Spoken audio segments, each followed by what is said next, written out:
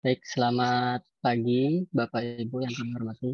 Kami ucapkan selamat bergabung pada kegiatan sosialisasi kerjasama penelitian Indonesia Belanda dengan tema Resilient Healthcare System for Pathogen Outbreak Preparedness pada hari ini, hari Jumat, tanggal 28 April 2023. Izinkan saya Rahmat Anka dari TPM untuk membuka sekaligus memandu acara pada pagi hari ini. Yang terhormat Direktur Riset, Teknologi, dan Pengabdian kepada Masyarakat, Bapak Prof. M. Faiz Syuaib. Yang kami hormati Koordinator Penelitian, yaitu Ibu Erlin Puspaputri. Yang kami hormati Bapak Ibu narasumber, dan yang kami hormati Bapak Ibu dari berbagai perguruan tinggi di Indonesia. Assalamualaikum warahmatullahi wabarakatuh. Selamat pagi, salam sehat, dan salam bahagia untuk kita semua. Puji syukur kita panjatkan kepada Tuhan Yang Maha Esa karena berkat rahmat dan karunia-Nya kita dapat berkumpul bersama pada kesempatan ini. Bapak Ibu yang terhormat, pada tahun ini Direktorat Riset Teknologi dan Pengabdian kepada Masyarakat kembali membuka call for proposal kerjasama multilateral dengan Belanda. Tahun ini temanya adalah Resilient Healthcare System for Pathogen Outbreak Preparedness untuk pendanaan tahun 2023. Ya, jadi untuk itu kami berucapkan terima kasih kepada Bapak Ibu yang telah berkenan hadir dan menghadiri sosialisasi dari kami. Adapun susunan acara kita pada pagi hari ini, yang pertama adalah paparan program kerjasama Belanda, Indonesia Belanda. Kemudian ada sharing knowledge dari pemenang uh, kerjasama Indonesia Belanda, yaitu Bapak Rijanta nanti. Kemudian yang ketiga adalah demo sistem BIMA untuk seleksi untuk pengusulan kerjasama Indonesia Belanda. Dan yang terakhir adalah diskusi tanya jawab oleh Bapak Ibu. Ya, baik Bapak Ibu, mari kita masuki acara pertama, yaitu paparan program kerjasama Belanda yang pada saat ini akan disampaikan oleh Ibu Rian Afriana. Kepada Ibu Rian Afriana, kami persilakan. Baik, terima kasih Mas Rohmat.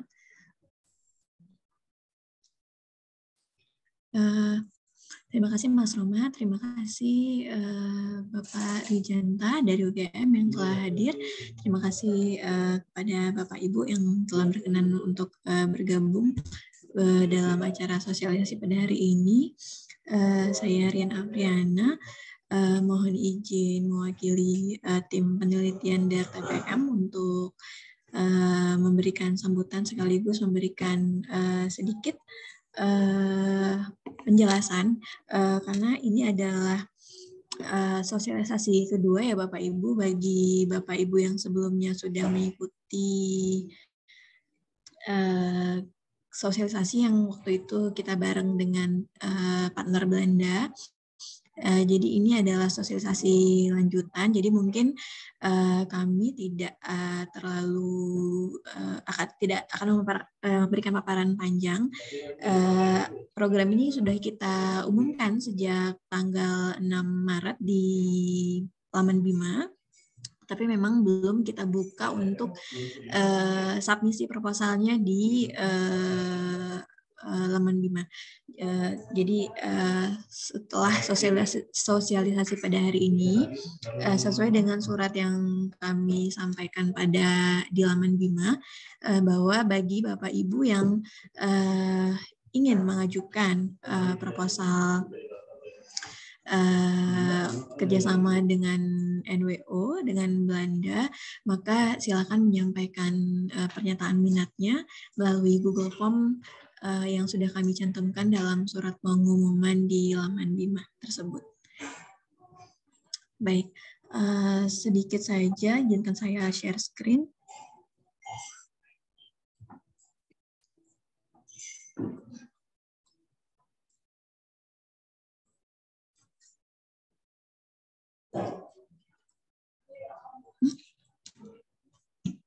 Ya, apakah terlihat Bapak Ibu? Ya, sudah terlihat, Mbak.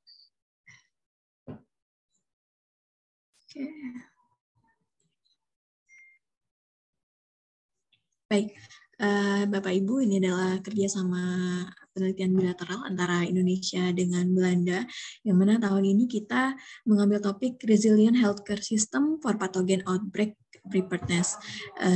Ini menanggapi isu sosial karena kemarin kita dilanda pandemi COVID, dan di sini kita ingin menanggapi impact dampak-dampak apa yang terjadi setelah adanya pandemi COVID tersebut. Jadi ini adalah pengajuannya memang pada tahun 2023, tapi ini adalah pendanaan penelitian untuk tahun 2024. Seperti itu. Baik, dasarnya ini adalah kerjasama MOU yang telah kita laksanakan dengan NWO Belanda pada tahun 2022. Pada tahun-tahun sebelumnya juga kita sudah melakukan kerjasama dengan tema Regional Planning and Sustainable Urbanization pada tahun 2020, Renewable Energy tahun 2019, dan Food Security, Water Management, and Rule of Law pada tahun 2018. Nah, baik, ini adalah tematik fokus dalam Resilient Healthcare System for Pathogen Outbreak Preparedness yang kita buka untuk tahun ini.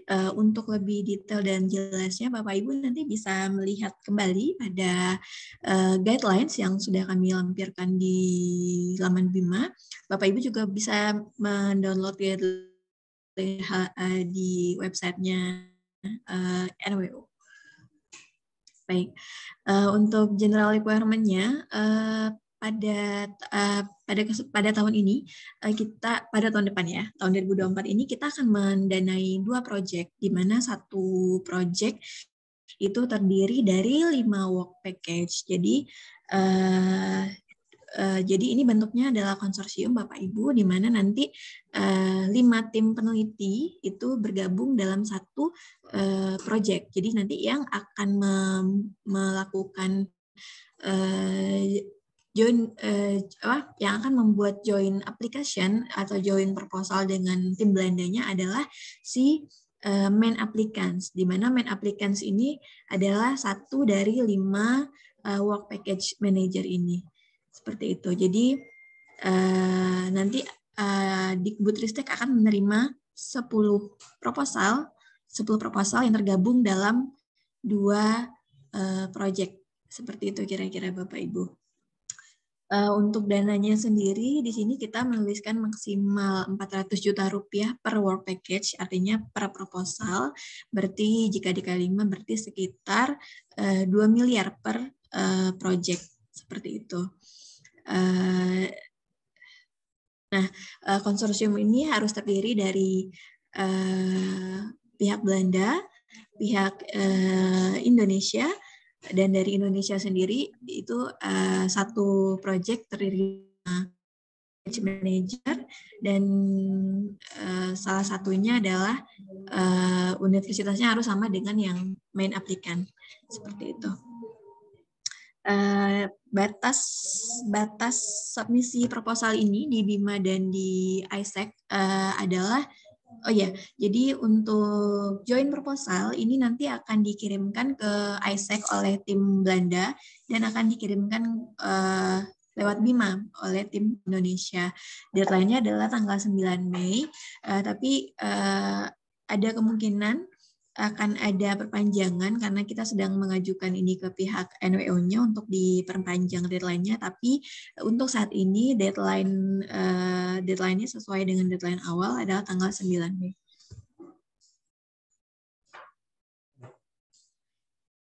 Baik, untuk dari Indonesia, syarat utamanya adalah tentu saja warga Indonesia yang sudah menjadi dosen tetap, berada di lingkungan Dikti-Ristek, dan kompeten dalam speaking dan writing dalam bahasa Inggris.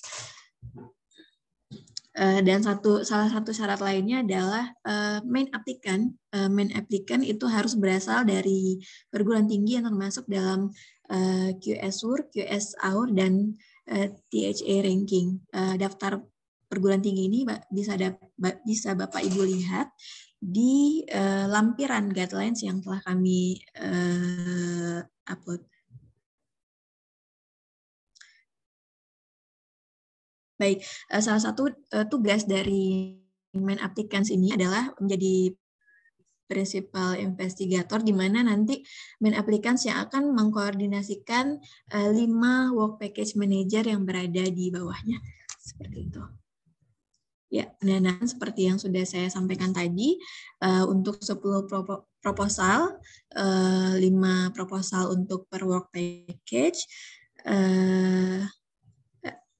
5 proposal per project ya, maksudnya mohon maaf, 5 work package per project, di mana masing-masing work package per tahunnya mengikuti PMK riset dasar atau PMK riset terapan, tergantung dari tingkat kesiapterapan teknologi risetnya itu sendiri. Dananya nanti akan dikelola oleh masing-masing work package manager. Nah, untuk gambarannya mungkin seperti ini Bapak Ibu, di mana nanti Belanda memiliki PI sendiri yang terdiri dari work package manajernya juga, dan di Indonesia sebagai ini adalah main applicant, di mana nanti main applicant yang akan berkoordinasi dengan 5 work package manajernya. Ini adalah contoh yang sudah pernah dilakukan sebelumnya. Ini work breakdown structure untuk lithium for energy saving and charging station, di mana di sini dibagi 4 WBS yang terdiri dari universitas dan lembaga penelitian lainnya. Kemudian berkoordinasi dengan PI dari Belandanya, seperti itu. Baik, yang akan kriteria penilaian proposal ini sendiri ada 3 main point, yaitu kualitas research-nya, yang kedua adalah potensi akan societal impact dari hasil penelitian itu sendiri, kemudian juga kualitas dari konsorsium yang nanti akan bentuk. Semuanya memiliki nilai yang sama sebagai pertimbangan meloloskan proposalnya.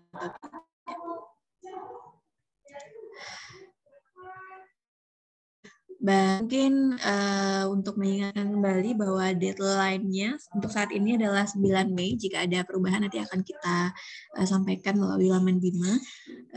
Setelah itu nanti akan masuk dalam proses seleksi dan penetapan dari pihak Belanda dan Indonesia. Setelah itu nanti sekitar bulan Desember akan kami informasikan siapa yang menjadi pemenang proposal untuk kerjasama Indonesia dan Belanda ini.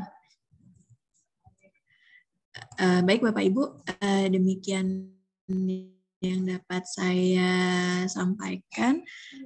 Untuk lebih jelasnya gambarannya nanti mungkin dapat disampaikan oleh Bapak Rijanta, narasumber kita pada hari ini.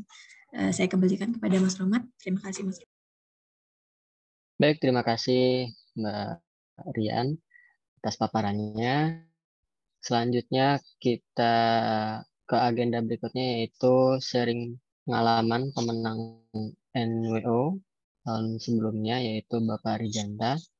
Silakan Pak Rijanta untuk sharing. Bentar. Tes, sudah terdengar ya? Iya, sudah Pak. Oke, bentar saya cari PPT saya. Ya.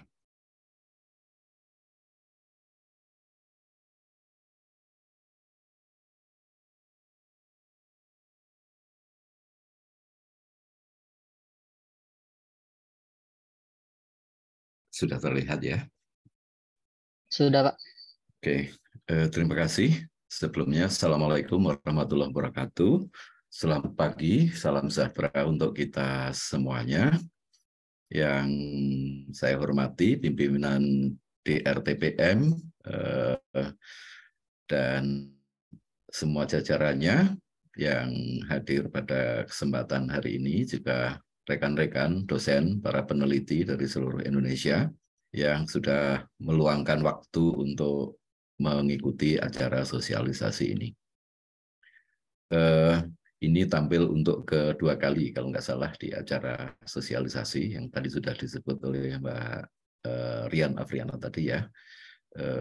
Saya juga menerima pesan lewat pesan singkat tadi bahwa saya perlu memfokuskan pada proses pembentukan konsorsium. Tapi beberapa slide yang saya siapkan memang sebagian akan menuju ke sana, beberapa diantaranya juga tentang background bagaimana kita bekerja untuk menuju ke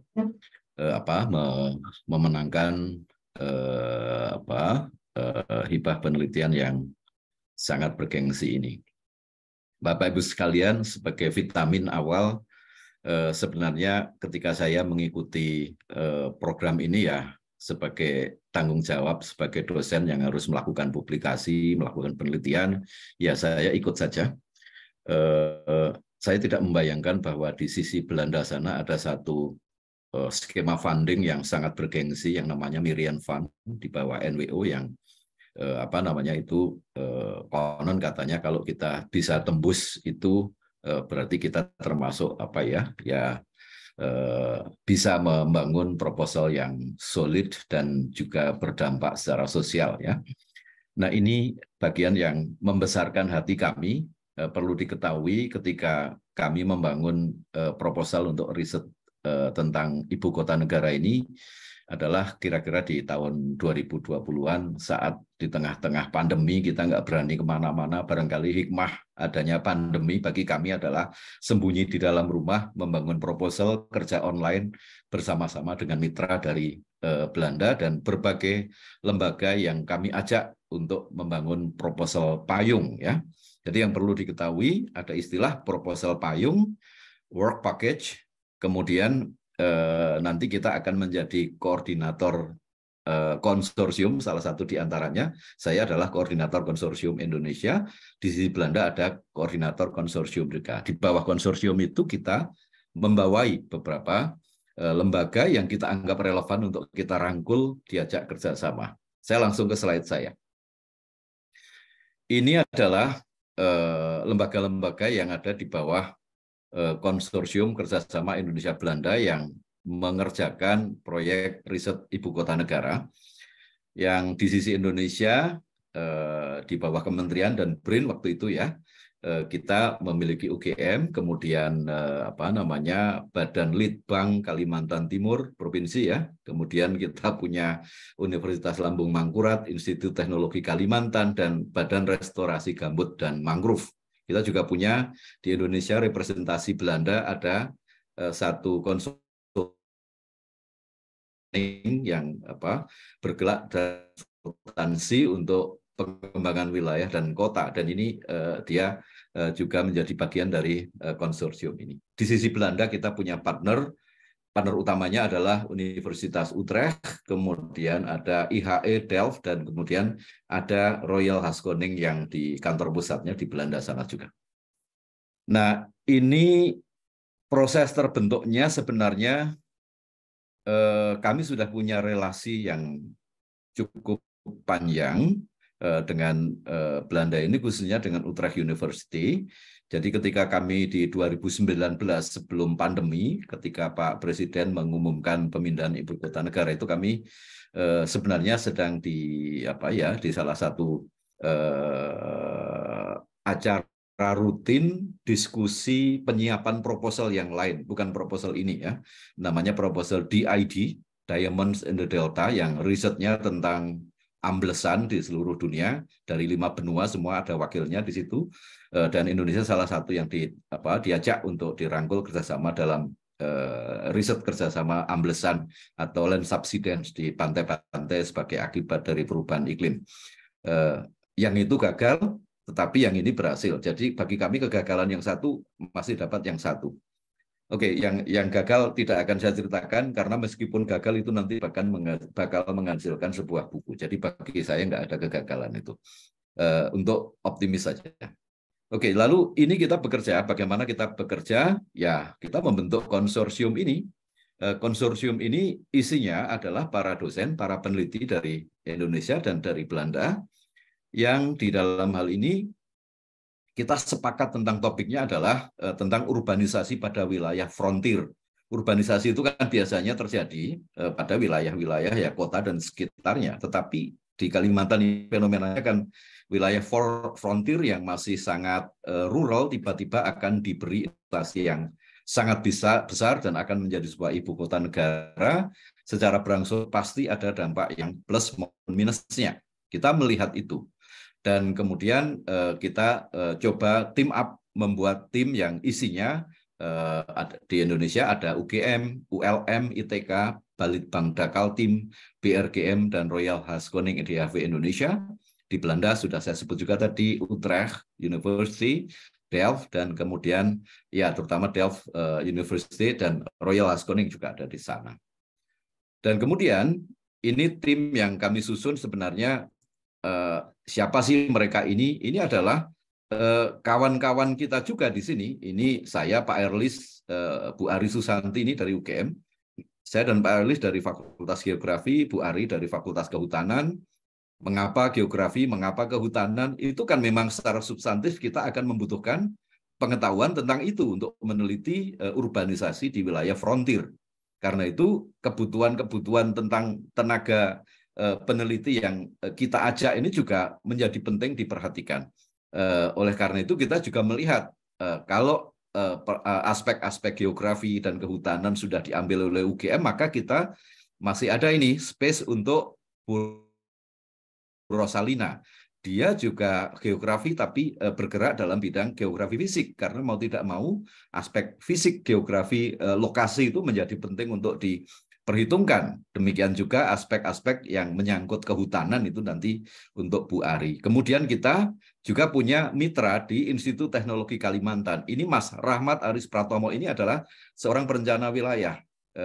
Dia dari program studi perencanaan wilayah dan kota di ITK. Jadi kita mencari mitra ini penuh dengan kesengajaan. Maksudnya ya kompetensi apa yang kita butuhkan itu yang kita jaring ya. Dan kita di dalam hal ini saya pribadi sebagai orang yang paling senior di situ tahu kapasitas teman-teman yang kita masukkan ini. Karena ini modal untuk membangun proposal payung bersama dengan tim Belanda. Saya ingin menekankan kunci pertama untuk memenangkan hibah ini adalah proposal payung, bukan WP-nya. WP itu nanti kalau sudah menang, WP-nya dielaborasi. Tapi perjuangan pertama yang terberat itu adalah memenangkan proposal payung, karena setelah proposal payungnya dinyatakan menang, maka perjuangan di Indonesia itu insya Allah ya tidak berat-berat amat, karena kita ya ada review, tetapi tidak akan tidak akan mungkin menganulir kemenangan kita yang diperoleh lewat seleksi internasional di Belanda sana. Kemudian kita punya Mas Jani Triraharjo, ini dari BRGM, Badan Restorasi Gambut dan Mangrove. Ini lembaga di tingkat nasional juga yang semula kan tuduhan internasional itu ada persoalan dengan gambut di lokasi itu. Ternyata nggak ada, tapi mangrove memang ada, karena itu tetap relevan kehadiran Mas Jani ini. Karena itu juga ada di Badan Litbang Kaltim ini adalah Pak Fitriansyah, pimpinan sekarang yang dulu sudah diganti, ini pejabat baru, dan ada staf di sana yang juga peneliti yang kami tahu kapasitasnya, karena ini dulu alumni dan bimbingan yang tidak jauh-jauh dari saya tahu kapasitasnya. Jadi kedekatan, kapasitas itu menjadi penting untuk kita melakukan rekrutmen. Ya, nah Margaret ini adalah tim yang ditunjuk dari Belanda sana, representasi DHV di Indonesia. Bagaimana kita melakukan rekrutmen? Pertama kita mencari common interest dulu. Kita mau riset apa sih? Kalau kita sudah ketemu topiknya dan kita bisa saling melengkapi kebutuhan riset ini, maka kita bisa team up dengan pihak Belanda. Kami dengan pihak Belanda itu kami punya 4 work package, Belanda punya 3 work package, ya. Sehingga ada 7 work package yang kita kerjakan bersama-sama. Kita mengerjakan 4, di pihak Belanda mengerjakan 3. Jadi 1 proposal payung yang nanti akan dipecah menjadi 7 tema riset yang kemudian disebut dengan work package. Jadi ada istilah yang sangat teknis di situ ya. Lalu saya dituakan di situ bersama-sama tim dari Belanda, kita membangun proposal payung. ini bagi kami satu bentuk kerjasama yang sangat bagus. Kenapa? Karena ini kerjasama yang formatnya sudah baru sama sekali, kerjasama yang bermartabat dan setara, sumber biaya dari masing-masing negara. Ini berbeda dari masa lalu, ketika kita apa-apa itu dibiayai dari dana di luar negeri. Karena itu saya merasa bisa tegak kepala saya ketika kita berdialog, berdiskusi dengan mereka, karena kita punya dana sendiri, dan ini pemerintah Indonesia begitu suportif untuk membuat kita bekerja sama secara bermartabat seperti ini. Jadi di depan sudah saya sebut, penyiapan proposal payung itu kunci keberhasilan. Kalau kita berhasil dengan proposal payung inilah, lalu kita di Indonesia ya seleksinya, reviewnya ada, tetapi kelihatannya tidak akan memberatkan dan akan menyulitkan kita. Kita tinggal membreakdown saja proposal payung yang sudah kita menangkan, itulah yang kemudian harus kita elaborasi, kita pecah menjadi sejumlah work package yang kita perkirakan. Tapi sejak awal saya sarankan dalam membuat proposal payung kita sudah harus punya bayangan ini nanti bakal jadi berapa work package. Karena kalau nanti kita di ujung akhir baru mikir ini work package-nya berapa, itu akan kebingungan sendiri. Jadi mending sejak awal membangun proposal payung itu kita sudah punya tema-tema atau topik-topik yang nanti akan dielaborasi menjadi work package, yang di dalam formatnya pemerintah Indonesia itu akan jadi proposal yang diampu masing-masing oleh anggota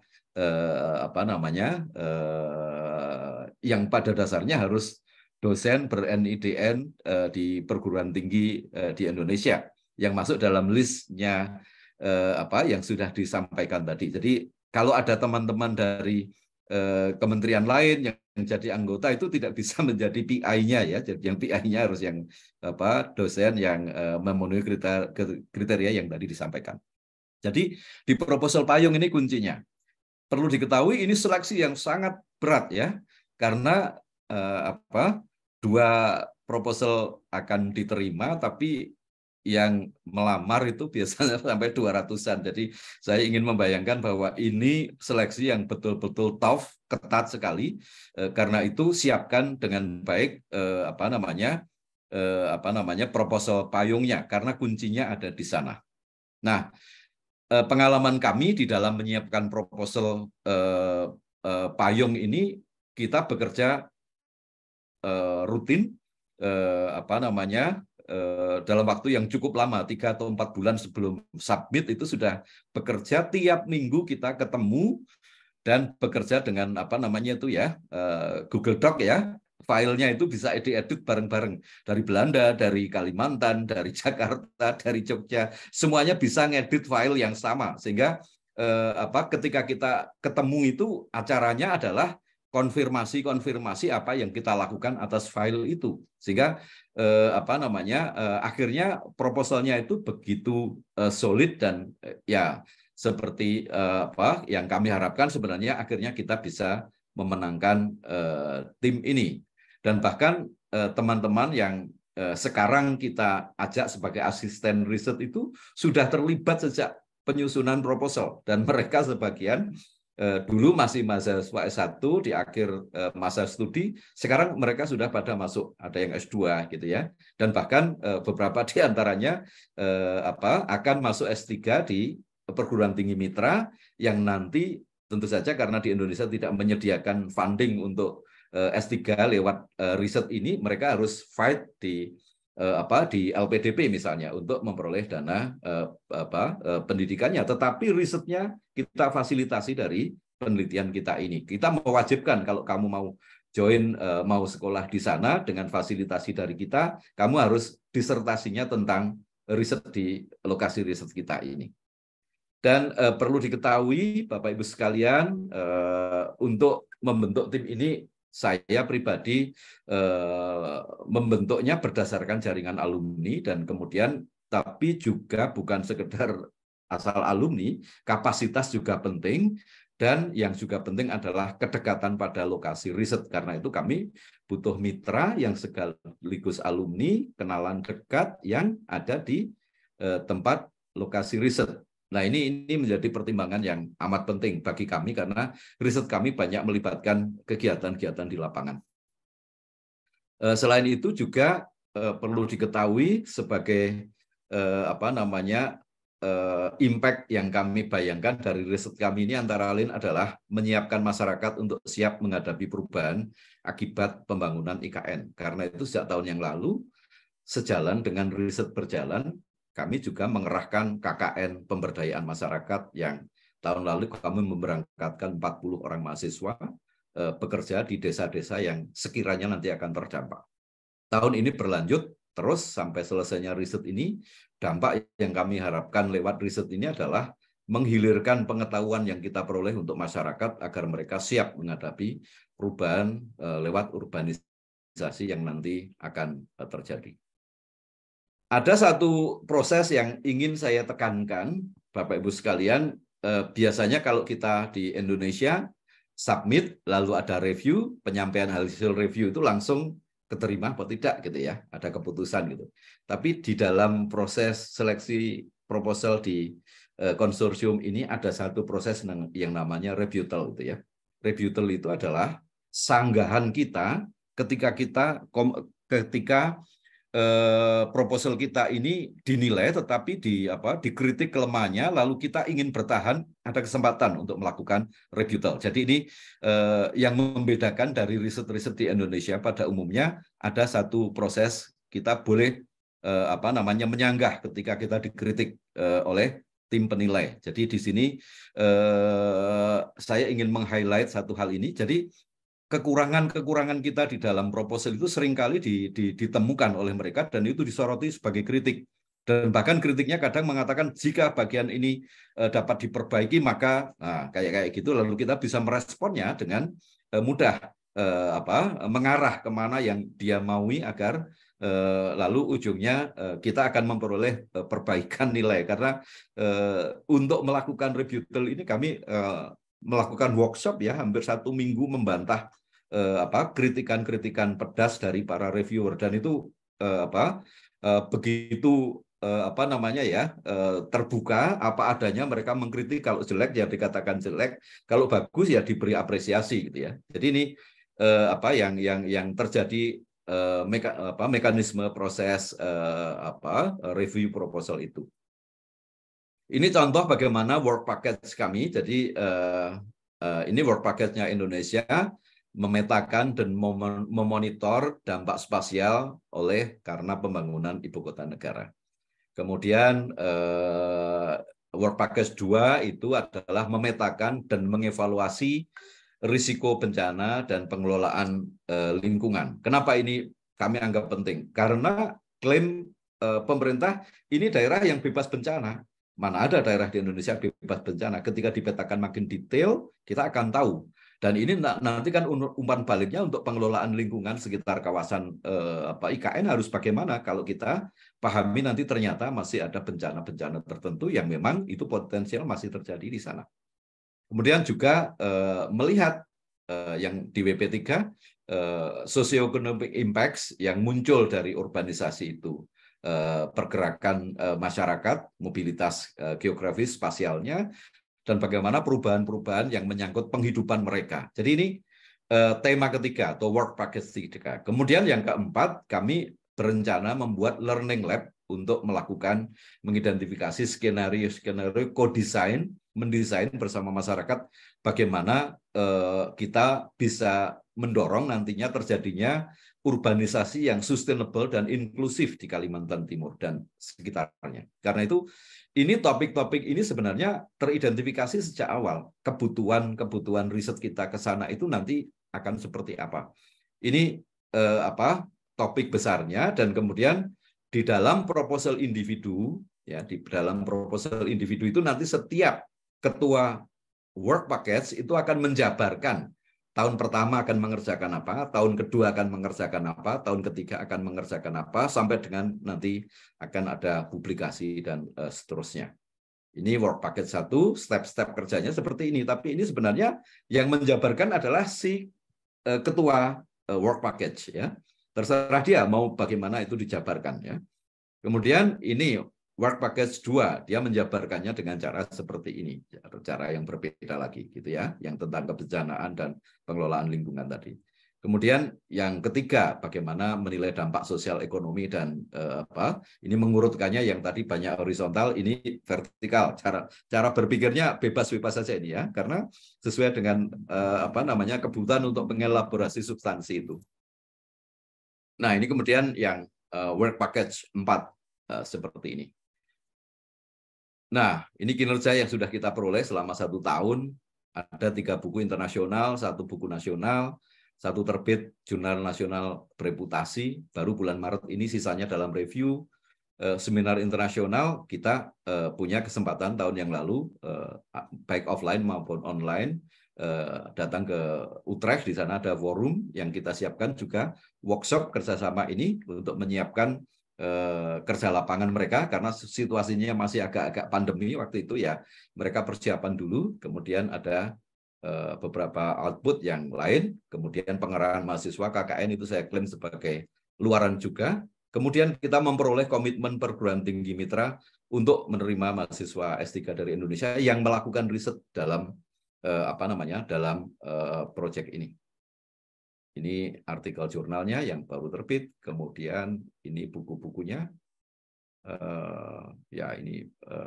buku-bukunya.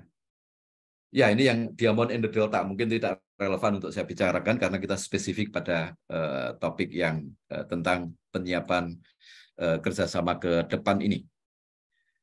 Oke, terima kasih Mas Moderator. Saya kembalikan dulu, mungkin kita diskusi. Terima kasih. Ya, baik, terima kasih atas paparannya, Pak Rijanta. Selanjutnya, agenda berikutnya yaitu paparan terkait panduan pengusulan kerjasama Indonesia Belanda melalui BIMA. Mohon izin saya stop share-nya ya. Oke, Stop, ya. ya. Ya, sudah. Ya. Baik. Untuk pengusulan kerjasama ini akan disampaikan oleh saya sendiri. Saya siapkan terlebih dahulu ya, Bapak Ibu sebentar.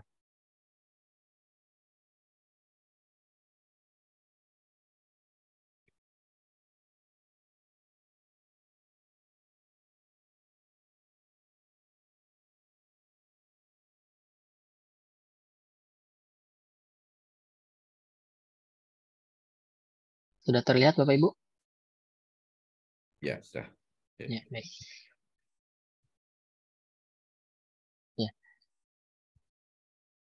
Panduan pengusulan untuk kerjasama Indonesia Belanda melalui BIMA untuk program NWO ini sebetulnya sama halnya dengan pengusulan proposal baru yang sudah ditutup beberapa waktu yang lalu ya Bapak Ibu. Mungkin Bapak Ibu yang sudah pernah mencoba, sudah pernah mengusulkan familiar. Jadi kemungkinan ya sama. Mungkin ada beberapa hal yang berbeda, hanya sedikit saja. Ya. Di panduan ini yang pertama kali dilakukan adalah yang pertama yaitu sinkronisasi dengan PDDikti dan Sinta oleh dosen.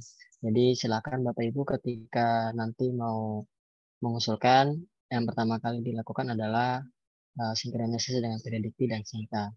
Kemudian yang kedua yaitu pengusulan proposal baru oleh dosen, dan yang terakhir ini nanti ada persetujuan proposal oleh pimpinan LPPM di perguruan tinggi Bapak Ibu. Baik, sebelum masuk ke pengusulan sinkronisasi dan pengusulan di sini, pada surat pengumuman kami itu sudah dijelaskan bahwasanya ada form minat Bapak Ibu untuk mengusulkan di BIMA. Jadi kenapa kami masukkan form terlebih dahulu?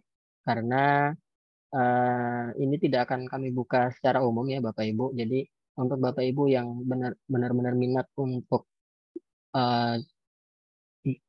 mengusulkan program NWO ini, silahkan Bapak Ibu mengisi form terlebih dahulu minatnya dan mengisi identitas partner Bapak Ibu yang ada di Belanda. Kemudian ada ringkasan terkait riset yang akan diajukan dan nanti akan kami proses sesuai dengan yang ada di hasil dari form Bapak Ibu yang ada di G-Form. Baru nanti akan kami buka aksesnya ke BIMA. Sinkronisasi dengan dosen di PD Dikti, ya ini Bapak Ibu silakan login dengan NIDN dan passwordnya. Kemudian di profil dosen ini Bapak Ibu silakan sinkronisasi data sesuai dengan PD Dikti. Dan ini bisa Bapak Ibu edit data identitas manual jika terdapat data pribadi yang tidak sesuai seperti nomor telepon, alamat email, website, dan nomor KTP. Untuk yang data Sinta, Bapak Ibu silakan menuju ke Sinta Score of Roll. Bapak Ibu klik menu berikut, kemudian diklik sinkronisasi. Ini akan langsung sinkron dengan data yang ada di Sinta. Nah, kemudian untuk pengusulan proposal kerjasama, nah ini ada di menunya di penelitian, kemudian klik usulan baru untuk memulai pengusulan proposal. Ini tampilan kalau belum ada usulannya Bapak Ibu. Kemudian ini jika saat pengisian proposal baru dan masih dalam tahap draft ya. Kemudian ini status ketika sudah disubmit oleh Bapak Ibu.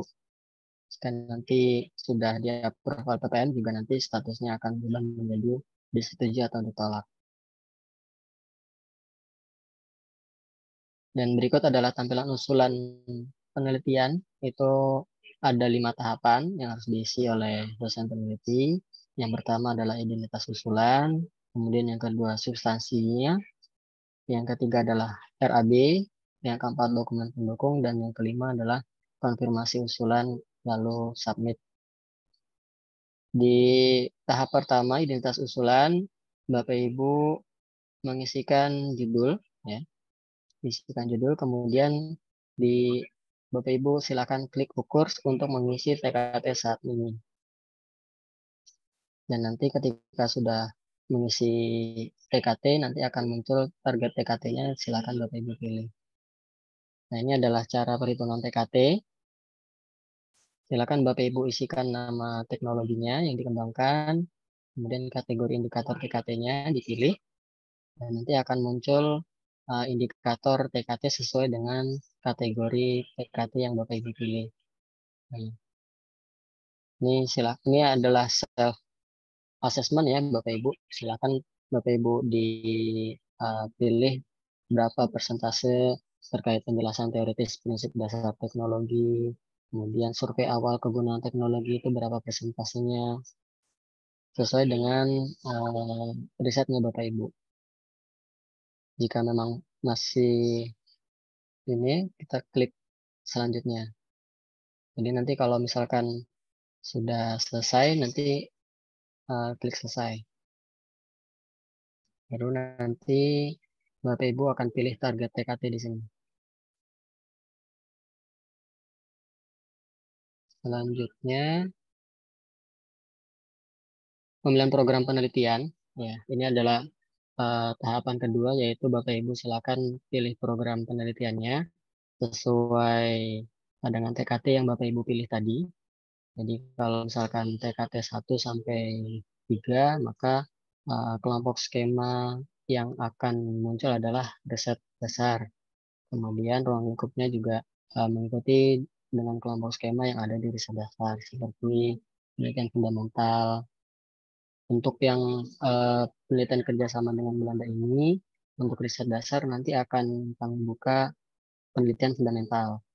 Kemudian untuk yang riset terapan, akan kami buka ruang lingkupnya adalah penelitian jalur hilirisasi. Jadi silakan Bapak Ibu nanti memilih dua skema tersebut ya.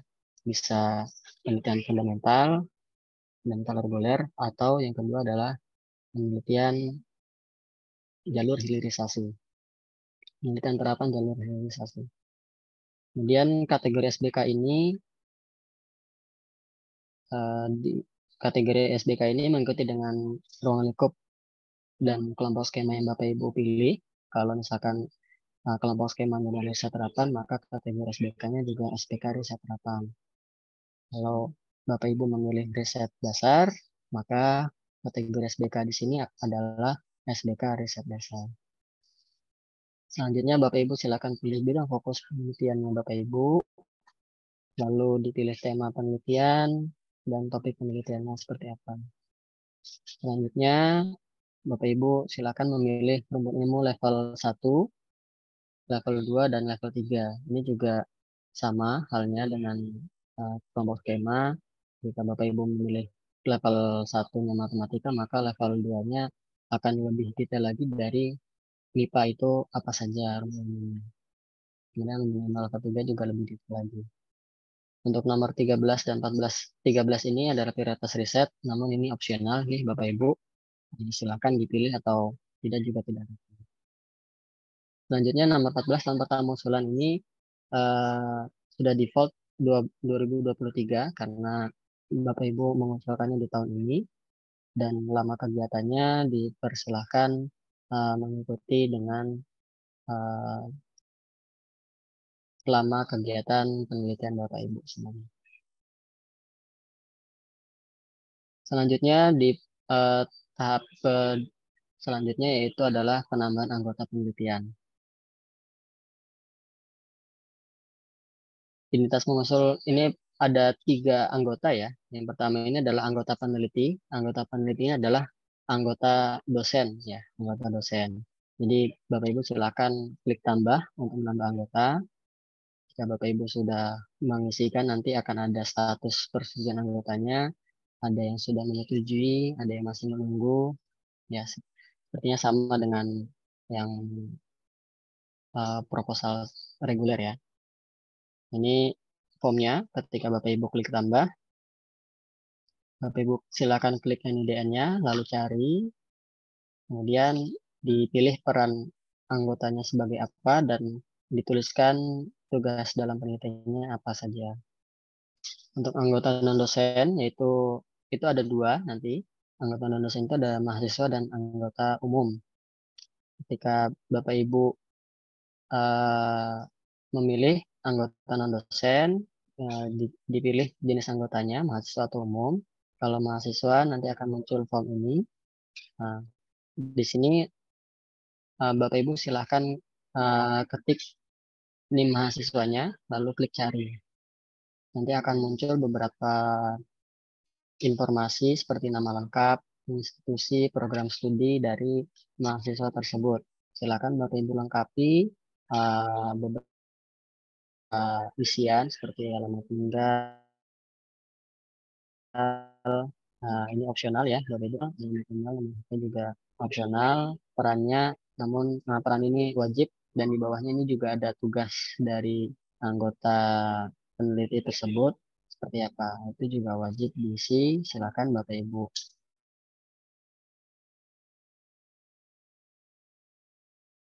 Nah, ini untuk anggota non-umumnya sama. Namun yang membedakan adalah di sini menggunakan nomor identitas atau KTP. Dan ini tidak ada validasi ya Bapak Ibu. Jadi silakan Bapak Ibu input sesuai dengan KTP dan identitas yang diberikan. Nah, untuk mahasiswa ini yang dapat ditambahkan adalah yang status mahasiswa saat ininya adalah belum lulus dan riwayat status kuliah terakhir yaitu statusnya adalah aktif. Jadi selain ini tidak bisa ditambahkan. Dan contohnya kalau status mahasiswanya sudah lulus, ya berarti tidak bisa ditambahkan ke dalam sistem ini. Atau riwayat status kuliah terakhirnya itu selain aktif seperti cuti atau kampus merdeka, itu juga tidak akan bisa ditambahkan di sistem. Nah, seperti ini Bapak Ibu. Ini kalau kita lihat di PNDDikti, dicari apa NIM-nya, datanya ada gitu kan. Status mahasiswanya belum lulus, tapi riwayat status kuliahnya masih kosong. Nah, ini juga tidak akan bisa ditambahkan di BIMA.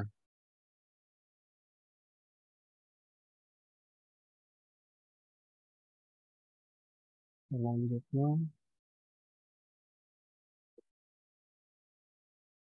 ya, nih. Riwayat status kuliah terakhir masih kosong, cuti dan Merdeka Belajar ini juga tidak dapat ditambahkan ke sistem. Selanjutnya kita masuk ke bagian kedua, yaitu substansi usulan penelitian. Di sini ada kelompok makro riset, ada unggah substansi laporan, ada luaran wajib dari penelitian Bapak Ibu. Yang pertama diisi yaitu kelompok makro risetnya. Kemudian Bapak Ibu unggah substansi proposal. Ini template proposalnya ada di halaman 5 ya Bapak Ibu. Jadi tidak menggunakan template yang ada di sistem, karena ini adalah template untuk penelitian reguler ya, penelitian yang reguler. Jadi untuk penelitian kerjasama NWO ini, Indonesia Belanda ini, menggunakan template yang sudah kami unggah di halaman pengumuman 5. Jadi kalau template-nya sudah diisi, sudah dilengkapi, silakan Bapak Ibu mengunggah substansi proposalnya di kolom ini. Selanjutnya Bapak Ibu mengisikan luaran wajibnya sesuai dengan tahunnya. Tahun pertama apa, tahun kedua apa, dan tahun ketiga misalkan sampai 3 tahun dipersilahkan. Jika sudah diisi semua, silakan Bapak Ibu klik selanjutnya. Nah, ini template-nya Bapak Ibu bisa dicek di halaman 5 ya. 5 Kemendikbud.go.id, dan di sini adalah template proposalnya. Silakan Bapak Ibu menggunakan template proposal yang ada pada halaman 5 ini.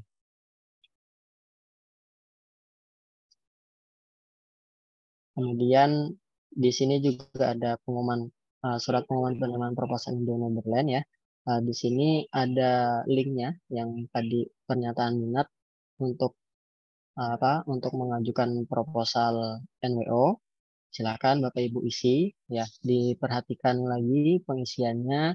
Jadi yang diisi adalah data diri Bapak Ibu, kemudian data diri dari researcher kerjasama Bapak Ibu yang ada di Belanda,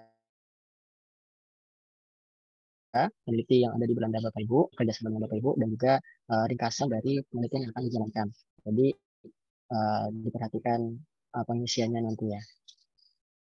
Selanjutnya di era penelitian, sama halnya dengan penelitian reguler ya Bapak Ibu. Sepertinya sudah mahfum semua, sudah paham. Bapak Ibu silahkan klik tahunnya, dan ini ada maksimal usulan dana per tahun. Dan silakan Bapak Ibu menginputkan RAB sesuai dengan kebutuhan penelitian Bapak Ibu. Ini silakan Bapak Ibu klik tambah untuk menekan kelompok komponen dan item RAB yang Bapak Ibu ajukan. Kemudian selanjutnya Bapak Ibu ada dokumen pendukung penelitian. Di sini ada form untuk mitra pelaksana penelitian. Nah, di sini Bapak Ibu silahkan mengisikan mitra peneliti Bapak Ibu yang ada di Belanda. Ya, bisa nama mitranya, institusinya apa, nama email negaranya. Karena ini adalah negara kerjasama dengan Belanda, berarti negaranya Belanda. Kemudian kontribusi pendanaan jika ada. Dan ini enggak surat kesanggupan mitra bisa Bapak Ibu unggah juga, yang menyatakan bahwasanya Bapak Ibu ini bekerja sama dengan peneliti yang ada di dunia.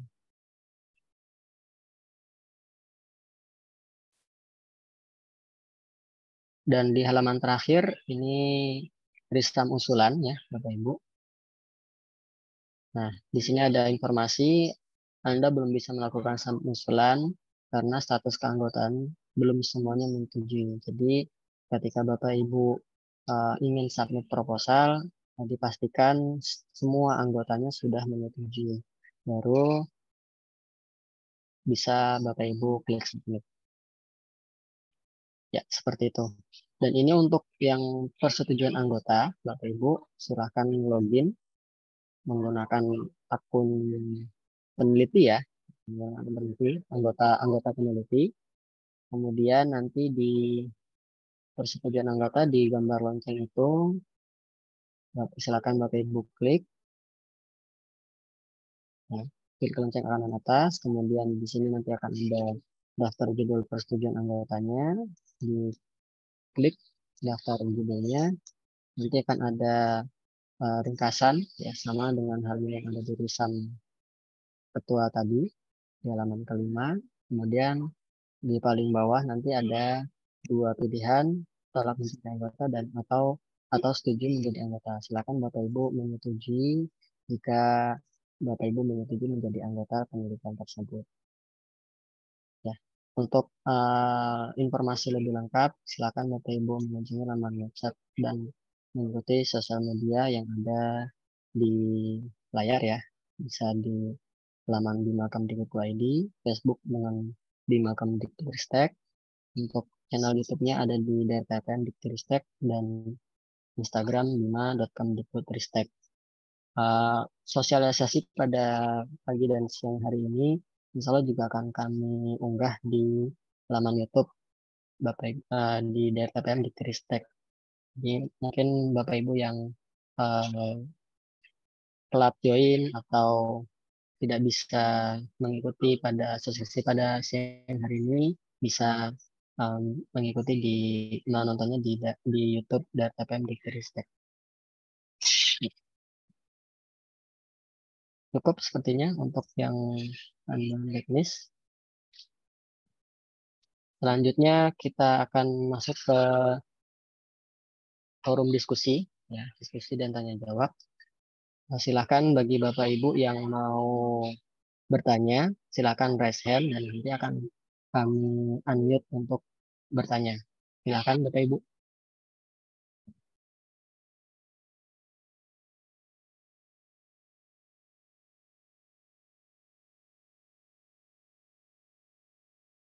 Ya. Kita mulai dari Ibu Haining ya. Silakan Bapak Ibu Haining pertanyaannya. Ya, selamat pagi menjelang siang. Terima kasih atas kesempatannya. Saya mau bertanya ke Bapak Rijanta. Bapak, saya mohon penjelasannya lebih detail mengenai work package yang partner Belanda dan bagaimana peran mereka secara keseluruhan gitu dalam proyek ini gitu, yang sudah Bapak jalankan kemarin gitu Pak. Baik, itu saja. Terima kasih. Baik, terima kasih atas pertanyaannya Bu Heni. Kita lanjutkan ke pertanyaan berikutnya. Atau langsung dijawab Pak Rijanta? Ya, terima kasih. Ya, jadi penjelasan lebih detail kawan-kawan kita di Belanda itu, kalau tadi saya sudah cerita ada 4 work package yang di Indonesia ya, kita mengerjakan tentang dampak fisik spasial, kemudian melihat aspek kebencanaan, kemudian melihat mobilitas dan livelihood, serta akan membuat satu sistem informasi untuk pemantauan sustainability dan urbanisasi yang kira-kira ramah lingkungan gitu ya. Nanti ada sistem informasi yang akan kita buat. Pihak Belanda itu fokusnya pada persoalan-persoalan air, karena ada IHE. IHE itu lembaga satu perguruan tinggi dunia yang jagoan sekali dalam urusan pengelolaan air. Persoalan di IKN itu persoalan air, ya. Air banyak tapi nggak bisa diminum misalnya ya. Makanya membuat waduk sendiri untuk menghidupi masyarakat IKN itu, air minumnya didatangkan dari satu spot tertentu. Dia meneliti air. Kemudian ada yang meneliti tentang material flow. Material flow itu apa? Membangun IKN itu dalam konteks Kalimantan banyak sekali yang harus didatangkan dari tempat lain karena di situ tidak ada material untuk bahan bangunan, batu untuk pondasi itu datangnya dari Sulawesi Tengah. Kemudian demikian juga pasir dan sebagainya datangnya dari Sulawesi Tengah. Jadi ada yang meneliti material flow, ada yang meneliti air. Jadi saya lupa yang satunya persisnya, tapi kita berbagi bidang atau topik yang memang secara eksklusif kita menguasai bidang itu masing-masing. Di sana ada material kayak bangunan, lalu kemudian ada air. Kita mengambil yang kebencanaan, kemudian penghidupan masyarakat, kemudian sistem informasi. Itu kita sesuaikan dengan kapasitas kita, tapi sekaligus juga kebutuhan di sana. Kita ini butuh meneliti apa yang nanti dapat kita kontribusikan di dalam proses pengelolaan IKN itu ke depannya. Jadi ada apa namanya ya? Ada nilai impact-nya juga di dalam konteks ini yang kita kerjakan agar nanti juga riset ini bukan hanya untuk riset tapi juga bisa bermanfaat untuk proses pembuatan keputusan ke depannya. Dalam jangka pendek kita sudah mengawali dengan pengerahan mahasiswa KKN tematik ya. Di UGM itu KKN-nya tematik, jadi mahasiswa datang ke lapangan mengidentifikasi kebutuhan dengan masyarakat, mereka setuju dikerjakan ya. Jadi tidak sekedar ngecat tembok atau pasang tank penerangan jalan, itu enggak. Jadi mahasiswanya itu diajari bagaimana pembangunan itu bekerja. Itu yang dapat saya sampaikan. Mungkin kalau kurang jelas, silakan didetailkan pertanyaannya apa yang dimaksud. Baik, apakah cukup Bu Haini? Baik, sudah cukup. Terima kasih. Ya, terima kasih. Selanjutnya ke penanya berikutnya yaitu dari USU Ibu Dina Kemalasari. Silakan Ibu. Ya, terima kasih. Pertanyaan saya tujukan kepada Bapak Rijanta. Pak, jadi berdasarkan paparan Bapak berarti masing-masing mitra dari Belanda itu ada 3 tadi, masing-masing akan berdiri dengan penelitiannya masing-masing gitu ya kan. Kita juga ada 4 work package masing-masing dengan penelitian kita. Jadi kira-kira konektivitas masing-masing kita di Indonesia itu apakah ada? Pertanyaan saya itu ya Pak. Apakah kita juga saling antara work package 1, 2, 3, 4 tersebut ada saling berkontribusi juga kaitannya dengan pihak Belanda atau tidak? Kemudian pertanyaan kedua untuk Bapak Rohmat, saat kita memasukkan tim anggota peneliti kita, apakah yang dimasukkan anggota tim peneliti kita tersebut itu adalah tim peneliti yang masuk dalam 4 work package tersebut, atau anggota tim hanya dari punya kita aja, dari institusi kita aja? Dan selanjutnya lagi adalah untuk mitra dari Belanda kan ada 3 misalnya kayak seperti yang penelitian Bapak Rijanta, apakah bisa hanya 1 aja yang kita masukkan atau bisa ditambah lagi sampai 3. Demikian Pak, terima kasih. Ya, silakan Pak Rijanta. Oke, jadi yang tentang work package di sisi Belanda itu mereka 3 tadi bukan berarti menggarap 3 itu satu-satu. Yang mengerjakan itu lead-nya kan universitasnya. Jadi di sana lead-nya adalah Universitas Utrecht, lalu yang membernya itu IHE tadi ya. Jadi ada dosen IHE yang join di konsorsium itu, tapi lead-nya itu di Universitas Utrecht. Nah, kemudian ada DHV tadi juga dia menjadi member di situ. Tetapi di dalam Universitas Utrecht itu dia punya beberapa peneliti yang akan menangani setiap work package itu. Nah, sebagian peneliti itu juga mahasiswa orang Indonesia yang kemudian diterima di sana sebagai mahasiswa di sana, tetapi sumber fundingnya lewat pintu lain, lewat LPDP misalnya. Jadi ada itu sebagian yang semula asisten, yang dosen di tempat kami sendiri, itu direkrut di dalam proyek ini, kita sekolahkan sekalian disertasinya menggunakan riset di IKN ini. Jadi 3 tadi risetnya selalu di-lead oleh dosen atau peneliti perguruan tinggi ya, bukan mitra-mitra itu. Termasuk yang di Indonesia, kita punya member sekian banyak itu ya, ada Badan Litbang Daerah, kemudian ada Badan Restorasi Gambut dan Mangrove ya. Kita punya 4 orang dari universitas. Itu yang 3 saya, Pak Erlis dan Bu Ari itu dari UGM karena menangani masing-masing work package. Ditambah 1 Bu Rosalina dari Universitas Lambung Mangkurat itu mengerjakan 1 work package. Nah di di ITK ada 1 member kita di situ. Kita merasa perlu mengajak dia karena di situ punya kompetensi perencanaan wilayah dan kota. Tetapi sayang sekali pada saat proposal dibangun kita belum bisa menugasi Mas Aris Pratomo itu karena dia belum berkualifikasi doktor untuk dapat mengerjakan 1 work package. Jadi dia menjadi member kami.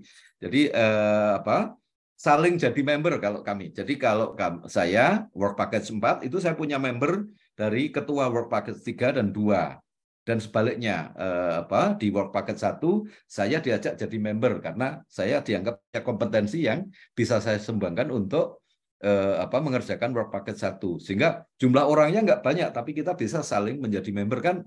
Aturannya ada, kita boleh jadi member berapa proposal, lalu kita boleh jadi tim leader itu berapa, itu kan ada aturannya. Asal tidak melanggar aturan itu dimasukkan ke sistem pasti bisa gitu ya. Jadi itu yang kita kerjakan. Lalu hubungannya dengan Belanda bagaimana? Ya, karena kita baru berjalan tahun pertama, tahun kedua ini nanti kita merencanakan akan membuat joint publication. Ini kunci penting banget karena kita akan terangkat ikut publikasi pada jurnal-jurnal internasional bereputasi yang rankingnya tinggi. Nah, ini bagi kita kesempatan untuk diangkat kita bersama-sama dengan mereka karena yang jelas reputasi riset mereka lebih tinggi daripada kita dan ini kesempatan bagi kita untuk join riset dengan mereka. Mereka akan jadi tim member kita ketika kita nulis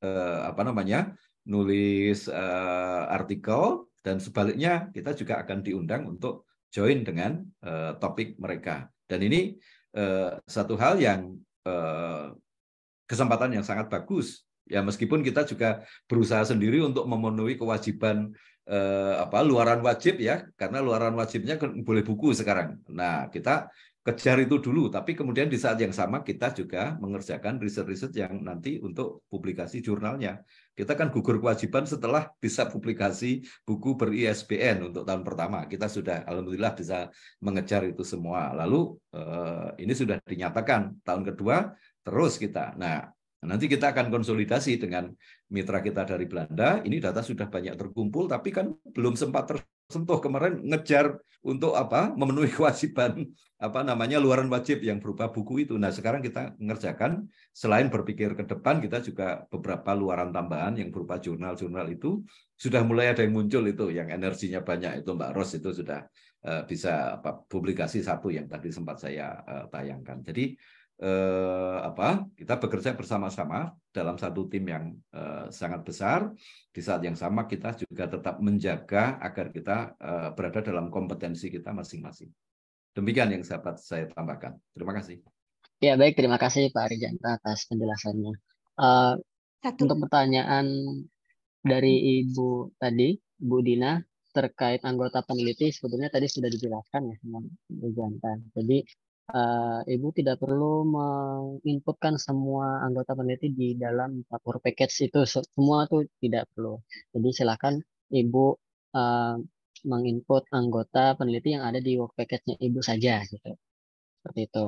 Kemudian untuk mitra apakah bisa hanya satu atau bisa 3 atau lebih dari satu.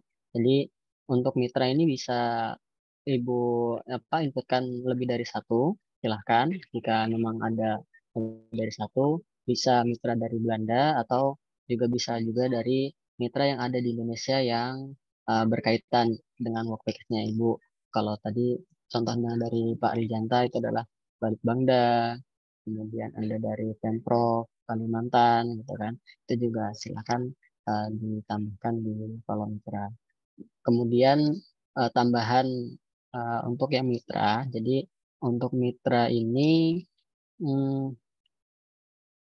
yang diwajibkan adalah di penelitian terapan. Jadi untuk Bapak Ibu yang mungkin nanti akan mengajukan penelitian terapan, maka itu wajib ada mitranya.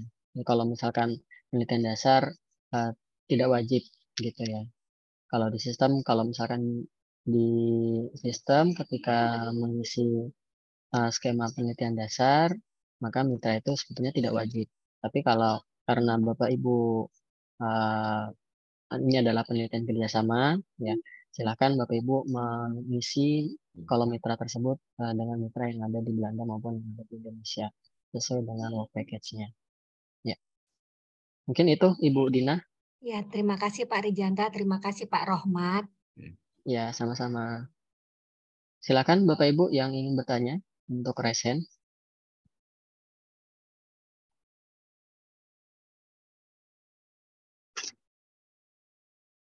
Ya, sepertinya sudah cukup ya,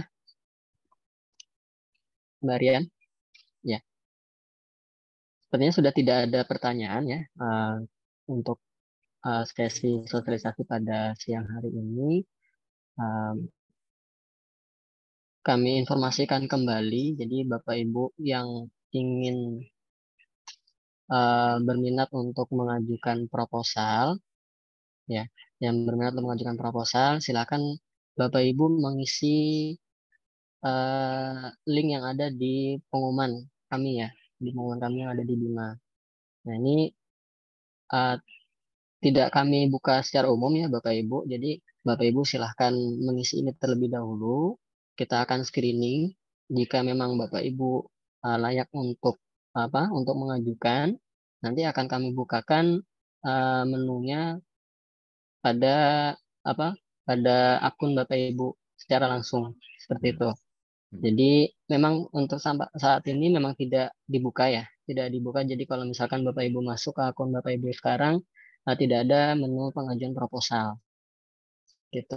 Akan Bapak Ibu mendaftarkan di link tersebut, nanti akan kami screening. Jika memang Bapak Ibu layak dan dapat mendaftar, maka akan kami informasikan lebih lanjut sesuai dengan yang ada di link pendaftaran ini. Seperti itu Bapak Ibu. Mungkin menambahkan sedikit Mas Romat, mengulang apa yang dari Bapak Rijanta sampaikan tadi Bapak Ibu, bahwa yang pertama kali harus dieksekusi adalah proposal payungnya ini. Payungnya ini lulus seleksi, baru kita fokus kepada proposal work package yang kecil-kecilnya. Seperti itu ya Pak Rianta?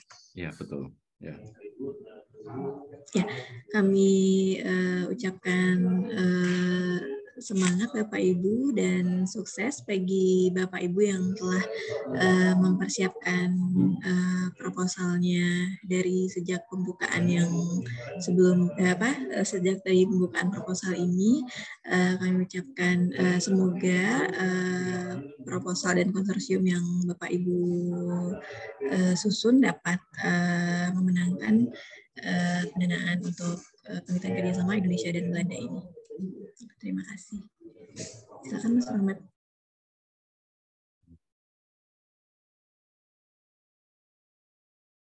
Ya, baik. Terima kasih atas tambahannya, Mbak Rian. Alhamdulillah kita telah menyelesaikan seluruh agenda kegiatan kita pada hari ini. Kembali saya ucapkan terima kasih kepada Bapak Ibu yang telah meluangkan waktunya dalam agenda sosialisasi kerjasama penelitian Indonesia Belanda dengan tema Resilient Healthcare System for Pathogen Outbreak Preparedness. Nah, demikian Bapak Ibu acara pada hari ini. Kita tutup acara ini dengan ucapan Alhamdulillah. Terima kasih. Wassalamualaikum warahmatullahi wabarakatuh. Waalaikumsalam warahmatullahi wabarakatuh.